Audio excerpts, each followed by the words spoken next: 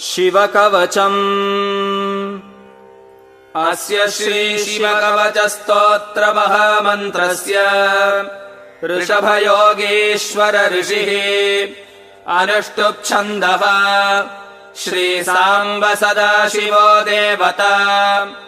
ॐ बीजम् नमः शक्तिः शिवायेति कीलकम् मम साम्ब सदाशिव प्रीत्यर्थे जपे विनियोगः। ॐ सदाशिवाय अङ्गुष्ठाभ्याम् नमः।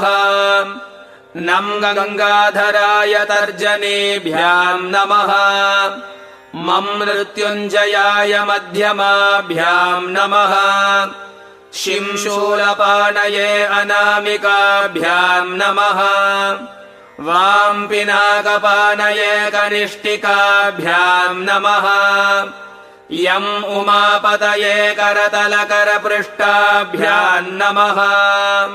ॐ सदाशिवाय हृदयाय नमः। नं गङ्गाधराय शिरसे स्वाहा।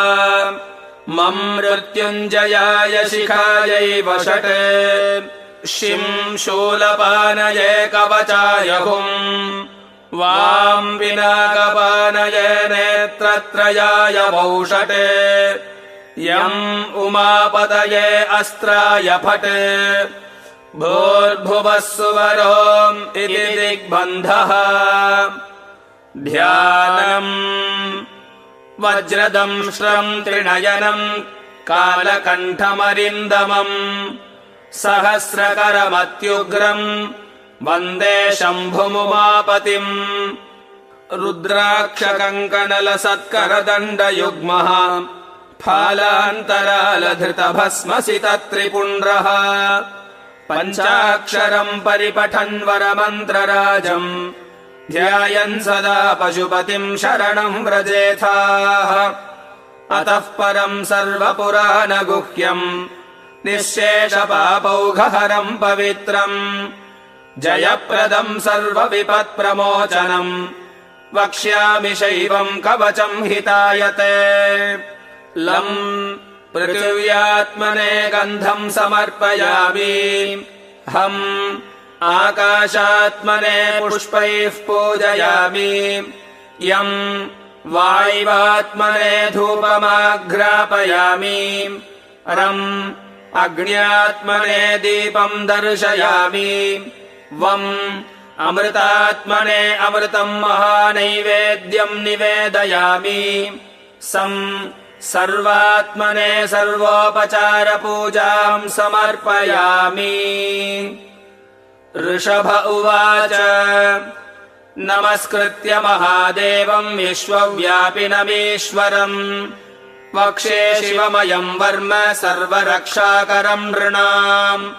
शुचौ देशे समासीनो यथावत्कल्पितासनः। जितेन्द्रियो जितप्राणश्चिन्तयेत् शिवमव्ययम्।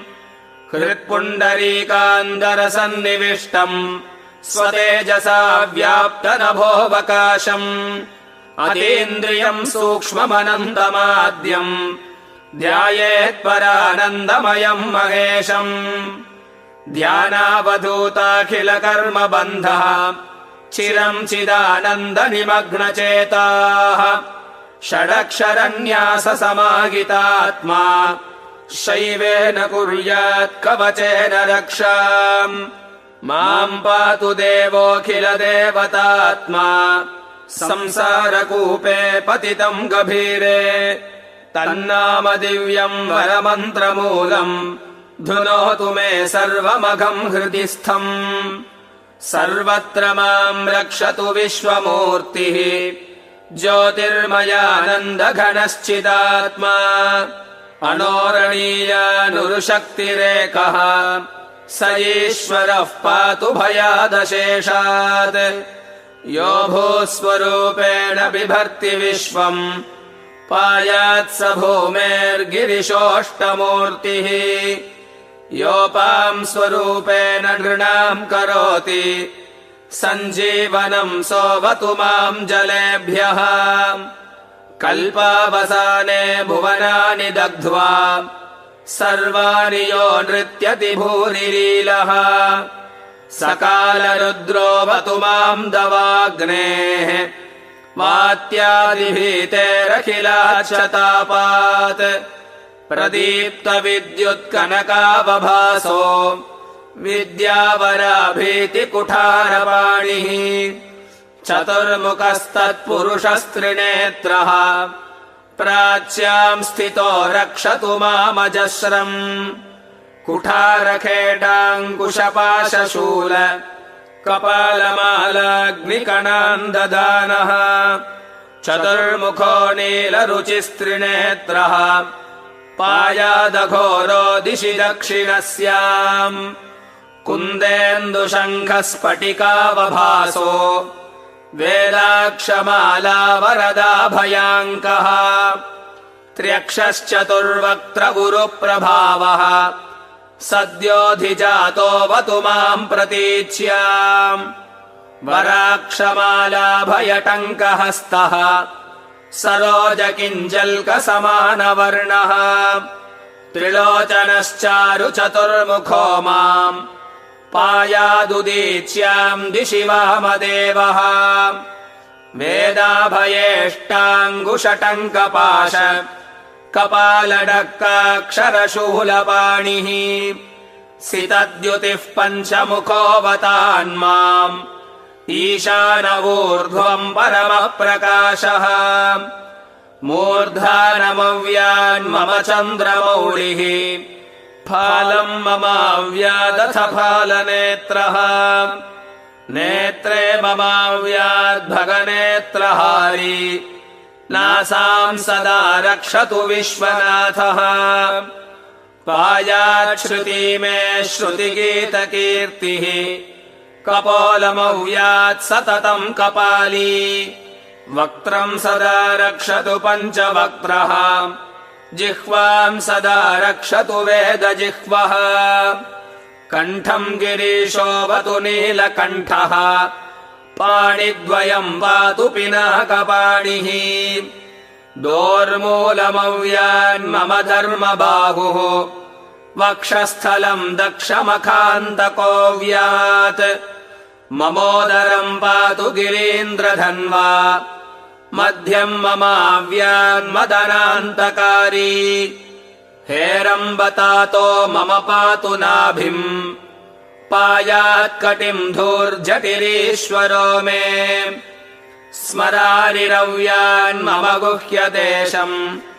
पृष्ठम् सदा रक्षतु पार्वतीशः ऊरुद्वयम् पातु कुबेरमित्रः जानुद्वयम् मे जगदीश्वरोऽव्यात् जङ्घायुगम् पुङ्गवकेतुरव्यात् पादौ ममाव्यात् सुरवन्द्यपादः महेश्वरः पातु दिनादियामे माम् मध्ययामेवतु वामदेवः त्रिलोचनः पातु तृतीययामे वृषध्वजः पातु दिनान्त्ययामे पायान्निषादौ शशिशेखरो माम् गङ्गाधरो रक्षतु माम् निशीथे गौरीपतिः पातु निशावसाने मृत्युञ्जयो रक्षतु सर्वकालम् अन्तःस्थितम् रक्षतु शङ्करो माम्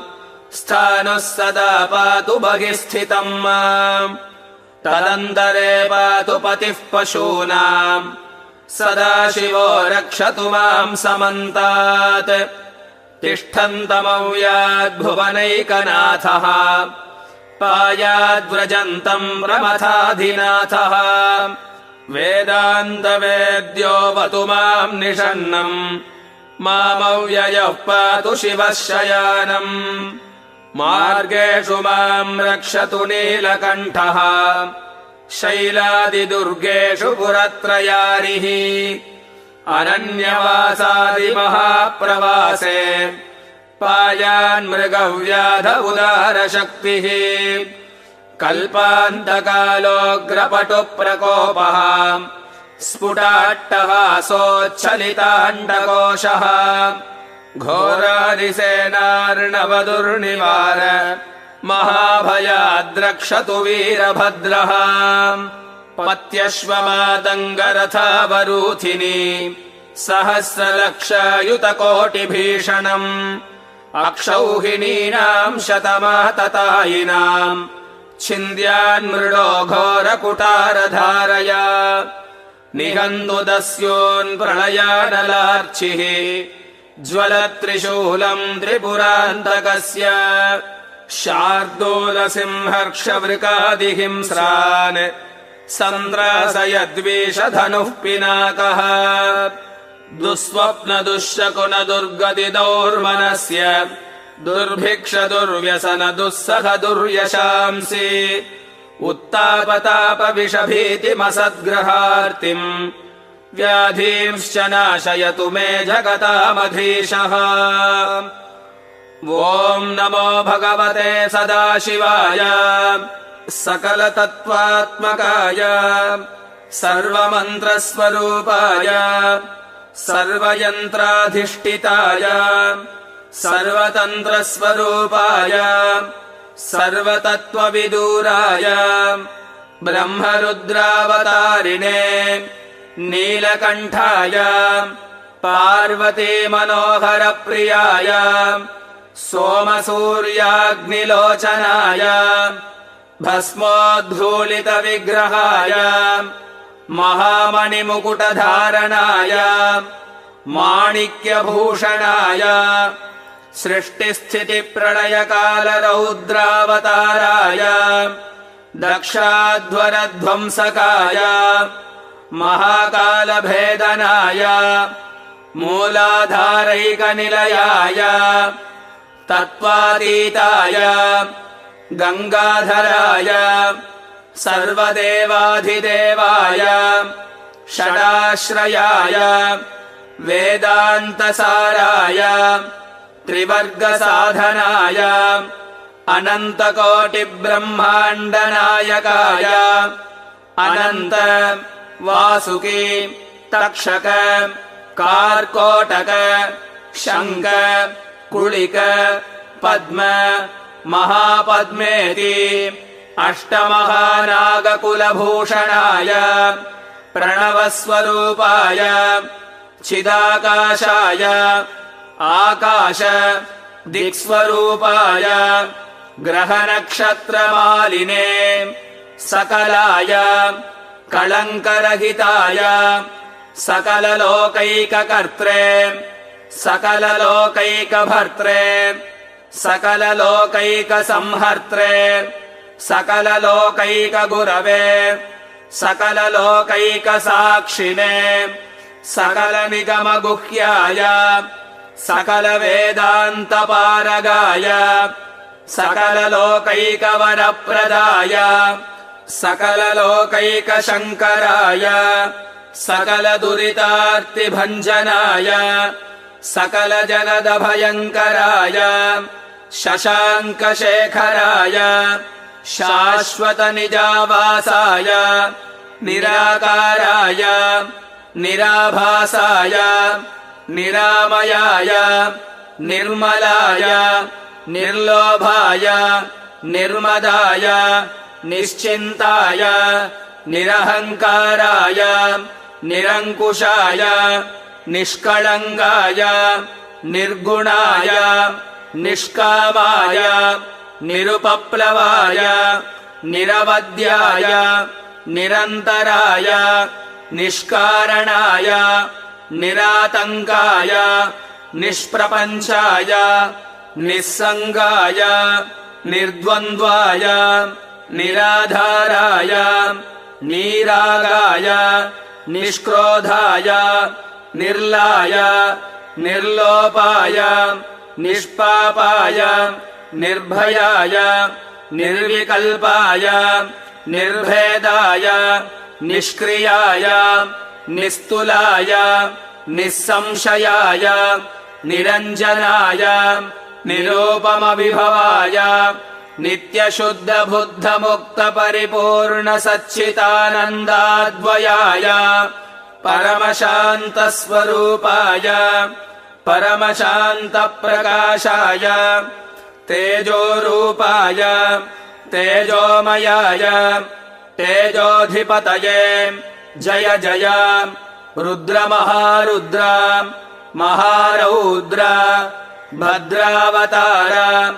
महाभैरव कालभैरव कल्पान्तभैरव कपालमालाधर खड्वाङ्गचर्म खड्गधर पाशाङ्कुश डमरु त्रिशूल चाप बाण गदा शक्ति भिण्डी बाल तोमर मुसल भुशुण्डी मुद्गर पाश परिघशतग्नि चक्राध्यायुधभीषणाकार सहस्रमुख दंष्ट्राकराळवदन विकटाट्टहास विस्फाटितब्रह्माण्डमण्डल नागेन्द्रकुण्डल नागेन्द्रहार नागेन्द्रवलय नागेन्द्रचर्मधर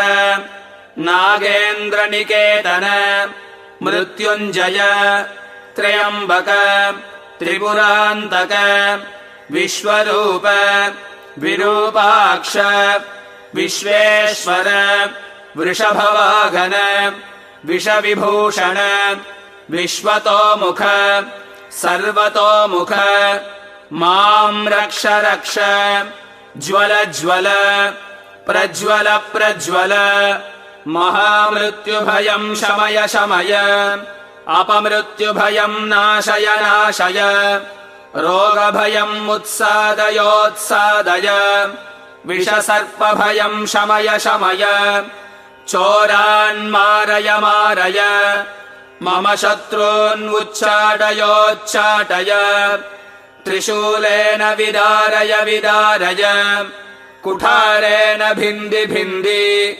खड्गेन छिन्धि छिन्धि खड्वाङ्गेन विबोधय विबोधय मम पापं शोधय शोधय मुसलेन निष्पेषय निष्पेषय बाणैः सन्ताडय सन्ताडय यक्षरक्षांसि भीषय भीषय अशेषभूतान् विद्रावय विद्रावय कूष्माण्डभूतवेतालमारीगणब्रह्मराक्षसगणान् सन्त्रासय सन्त्रासय मम अभयं कुरु कुरु नरकभयान् मामुद्धर उद्धर वित्रस्तं माम् आश्वासय आश्वासय अमृतकटाक्षवीक्षणेन माम् आलोकय आलोकय सञ्जीवय सञ्जीवय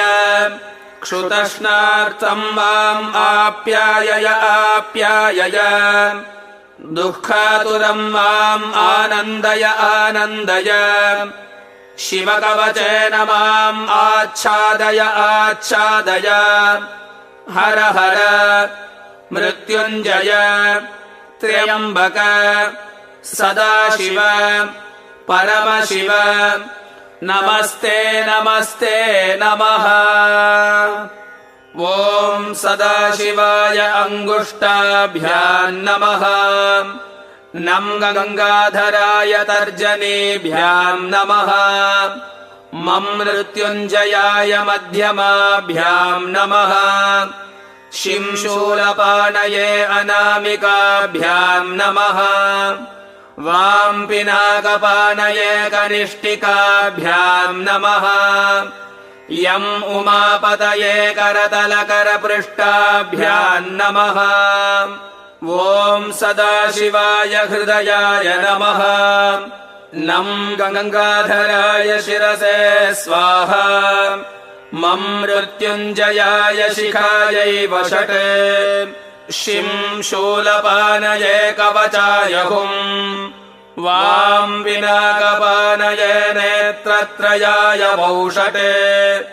यम् उमापतये अस्त्राय फटे। भूर्भुवः सुवरोम् इति दिग्विमोकः। ऋषभ उवाच इत्येतत्परमम् शैवम् कवचम् व्याहृतम् मया सर्वबाधा प्रशमनम् रहस्यम् सर्वदेहिनाम् यः सदा धारयेन्मर्त्यः शैवम् कवचमुत्तमम् न तस्य जायते क्वापि भयम् शम्भोरनुग्रहात् क्षीणायुः प्राप्तमृत्युर्वा महारोगहतोऽपि वा सद्यः सुखमवाप्नोति दीर्घमायुश्च विन्दति सर्वदारिद्र्यशमनम् सौमाङ्गल्यविवर्धनम् यो धत्ते कवचम् शैवम् सदेवैरपि पूज्यते महापातकसङ्घातैर्मुच्यते चोपपातकैः देहान्ते मुक्तिमाप्नोति शिववर्मानुभावतः त्वमपि श्रद्धया वत्स्य शैवम् कवचमुत्तमम् धारयस्व मया दत्तम् सद्यः श्रेयो ह्यवाप्स्यसि श्रीसूत उवाच इत्युक्त्वा ऋषभो योगी तस्मै पार्थिवसूनवे ददौ शङ्खम् महारावम् खड्गम् वारिनिषूदनम् पुनश्च भस्म सम्मन्त्र्य तदङ्गम् परितो स्पृशत् गजानाम् 600 द्विगुणस्य बलम् ददौ भस्म प्रभावात् सम्प्राप्त बलैश्वर्यधृतिस्मृतिः स राजपुत्रः शुशुभे शरदर्क इव श्रिया तमाह प्राञ्जलिम् भूयः स योगी नृपनन्दनम् एष खड्गो मया दत्तस्तपो मन्त्रानुभावतः सितधारमिमम् खड्गम् यस्मै दर्शयसि स्फुटम्